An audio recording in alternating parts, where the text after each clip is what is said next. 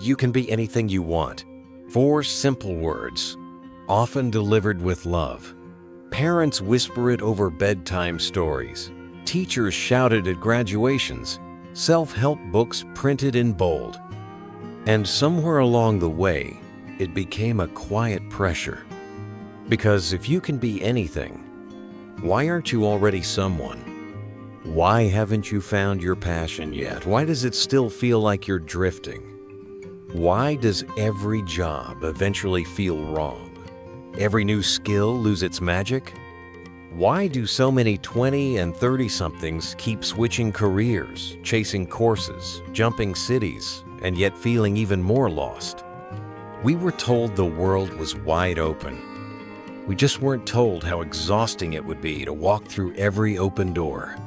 You can be anything you want was supposed to be empowering, but for some, it became a trap, a voice whispering, "Not this, try something else, keep going, you're not done yet," until the chase becomes the identity, and the self gets buried beneath all the versions of who you could be.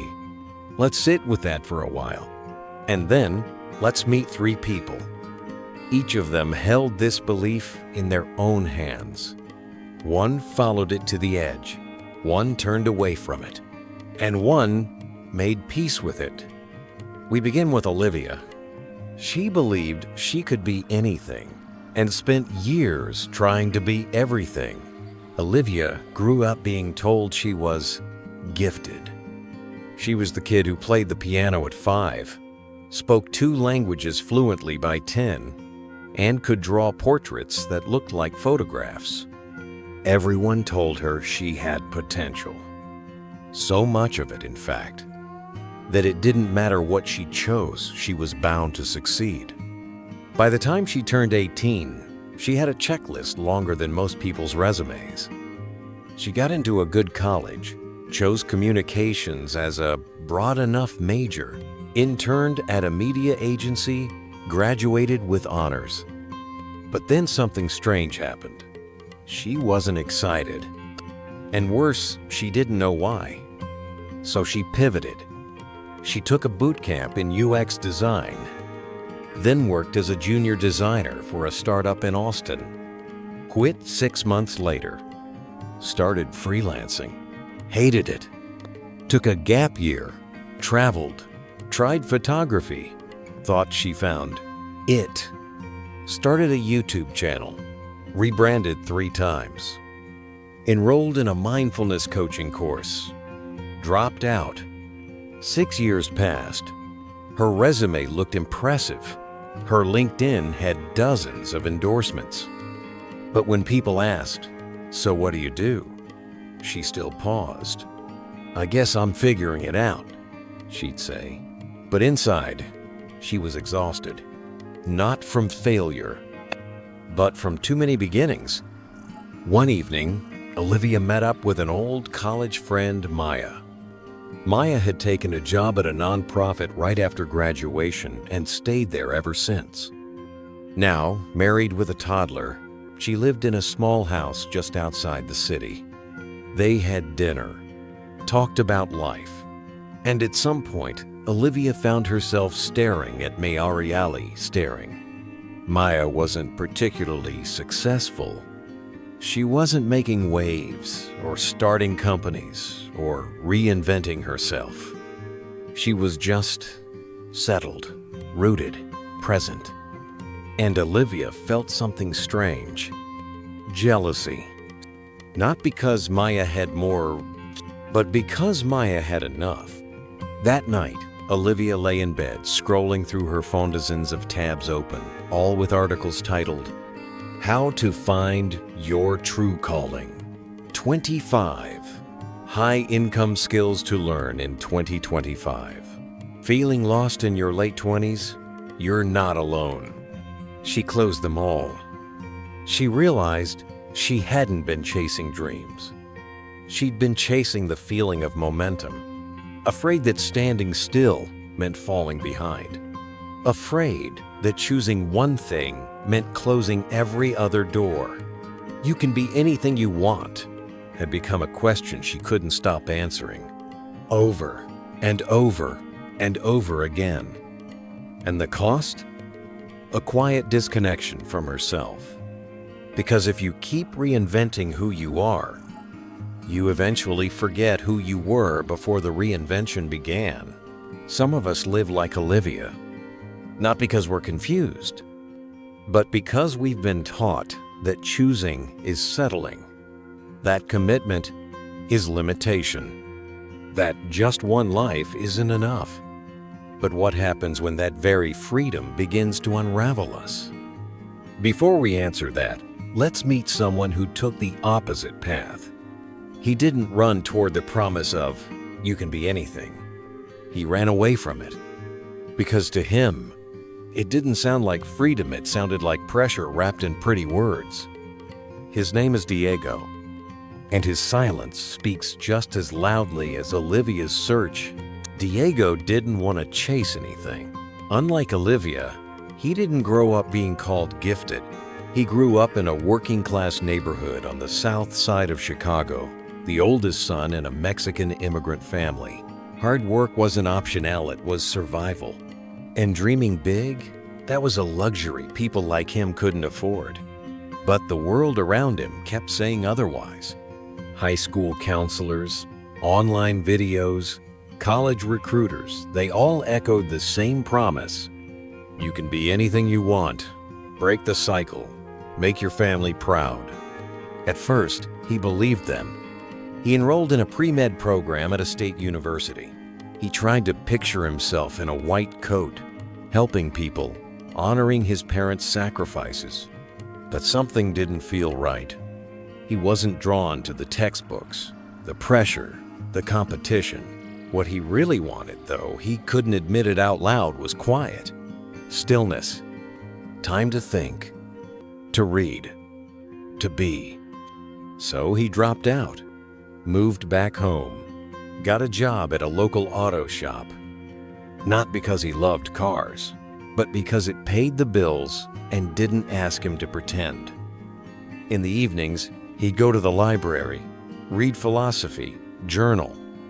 He found a second-hand copy of Walden by Thoreau and underlined every other page.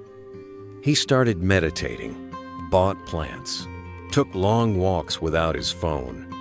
People around him didn't get it.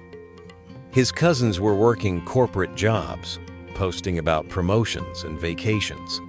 His dad stopped talking to him for a while. Even his little sister once asked, "Don't you want to be someone?" But Diego wasn't trying to be someone. He was trying to be. Still, he couldn't escape the weight of the question. If I don't want to become anything, does that mean I'm wasting this life? The pressure of the American dream hadn't disappeared, it had just changed shape. Instead of chasing success, he was now avoiding it. But avoidance isn't clarity, and stillness isn't always peace. He started feeling untethered, like he was floating outside of a system that gave other people meaning, even if that meaning came with exhaustion. One day, he went to his cousin's wedding. Everyone was dressed in tailored suits, taking selfies, passing around business cards. He stood in the corner, sipping soda, feeling like a ghost at a party that wasn't meant for him. On the drive home, he asked himself a question he'd been avoiding for years. Am I living on my own terms, or just reacting to a world I never felt welcome in? That question didn't have an answer, not yet, but it cracked something open. Because Diego's story isn't about rebellion. It's about recognition that not every no is a true boundary. Sometimes, it's just the fear of being pulled back into a game you didn't choose. If Olivia ran toward every open door, and Diego stood quietly outside them, then Rachel, her third story, did something different. She walked through the wrong door, stayed long enough to realize it wasn't hers, and then, instead of running or freezing, she turned around and carefully chose one that felt true. Let's hear her story. Rachel did everything right. Top of her class, business degree, MBA straight after. She had the LinkedIn profile people envied, full of internships, leadership roles, glowing recommendations. By 27, she was a mid-level executive at a fast-growing fintech company in Seattle. Her days were full of meetings. Her nights were filled with podcasts about optimizing performance. She even had a morning routine that included cold showers and gratitude journaling. Everyone told her she was on track. But Rachel? She felt like a ghost in her own life. It started with a pain in her back. Nothing major, just a persistent, dull ache that wouldn't go away. She ignored it. Until one day, during a presentation, she nearly blacked out. The doctor said it was chronic stress. Her therapist called it silent burnout. Rachel didn't quit right away. She scaled back, took a leave, tried yoga, but the silence she'd been avoiding finally caught up. In that stillness, something broke. Or maybe something opened. She realized she couldn't remember the last time she felt alive. Not productive, not impressive, just present. That scared her more than any deadline ever had.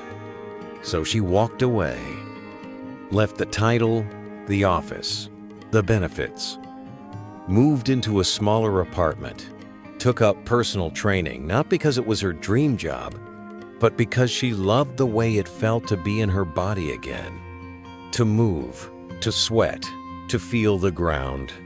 Eventually, she started coaching clients not just in fitness, but in life. Nothing flashy, just one-on-one sessions in the park. Listening, guiding, being there. People from her old life were confused. You had so much going for you, they said. You could have been anyone. Rachel would smile and answer quietly, I already tried that, now I just want to be here. Her story wasn't about giving up ambition. It was about redefining it. She still worked hard, still had goals, but now her compass wasn't, who do I want to become? It was, what brings me home to myself? And that changed everything. Because in a world that celebrates constant becoming, Rachel chose rooted being 3 lives, 3 reactions to the same message. You can be anything you want.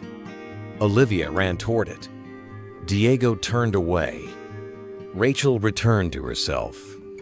And maybe the real question isn't whether the message is true, but whether it's helpful. Let's pause here. Not to analyze, not to debate, but to ask something deeper. What if the pressure to become someone is the very thing that keeps us from truly being? You can be anything you want. At first glance, it sounds limitless. But what if its very limitlessness is what makes it so heavy? For Olivia, it became a never-ending loop of reinvention. For Diego, it turned into quiet resistance. For Rachel, it demanded a reckoning until she redefined what becoming meant altogether. Maybe the problem isn't in the message itself, but in how we carry it, how we twist it into an expectation that we must always be more, go further, rise higher, become someone others will recognize. But what if life isn't a ladder? What if it's a circle? A returning not to achievement, but to alignment. To asking, what do I truly value? What feels honest? What feels like me? We are told that choosing one path means giving up potential.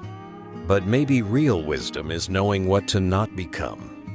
Maybe freedom isn't in the open field of infinite doors, but in the quiet room you choose, furnish, and learn to live in deeply. This isn't a rejection of ambition. It's an invitation to question what we've been calling success. Because being able to become anything is not the same as needing to become everything. And when we realize that, truly feel it, something softens.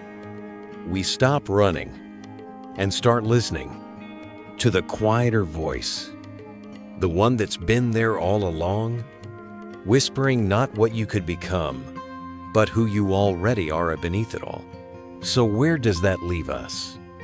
Let's take a moment to step back, not with answers, but with honesty. In this final part, we won't summarize.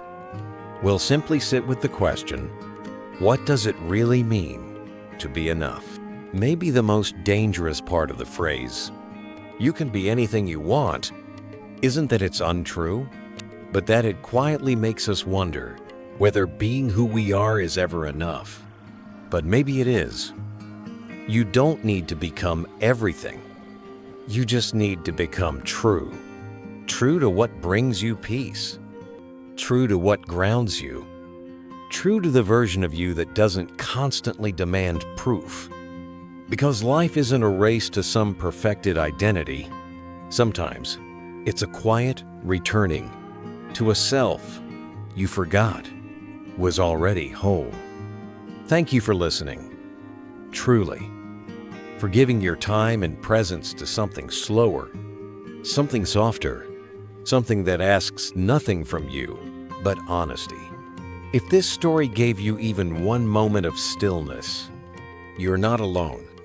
And that stillness, that pause, it's not the end of growth. It's often where the real part begins.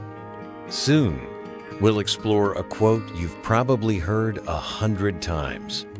It sounds simple, almost obvious. But the more we live, the more we realize we may have misunderstood it all along. Take care. Be kind to your quiet questions. And when you're ready, you know where to find us.